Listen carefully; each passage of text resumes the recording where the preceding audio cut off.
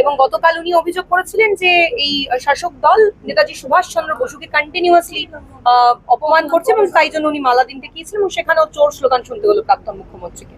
কেউ যদি নেতাজি সুভাষচন্দ্র বসুকে কোনো কথা বলেন, আমাদের দলের কেউ, সেটা দলের বিষয় নয়, মানে সেটা দলের কথা নয়, সেটা তার ব্যক্তিগত কথা।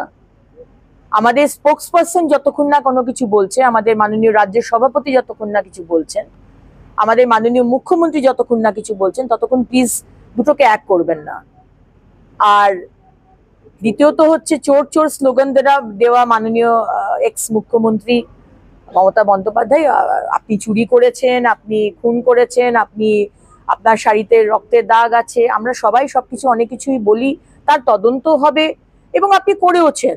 আজকে অভয়ার বিচার পায়নি, অভয়ার 26,000 চাকরি গেছে, আমরা 100 বছর পিছিয়ে গেছি, কিন্তু সেটার মানে এটা নয় যে এক্স মুখ্যমন্ত্রী যেখানে যাবেন সেখানে আপনি কাদা ছুড়বেন, গোবর ছুড়বেন, চটি ছুড়বেন, চোর চোর বলবেন। প্লিজ এটা করবেন না। আমাদের রাজ্য এইগুলোকে সমর্থন করে না, এটা আমাদের কালচার নয়, এটা বাঙালির কালচার নয়। কেন করছেন এগুলো? আর এটা করছে তৃণমূল।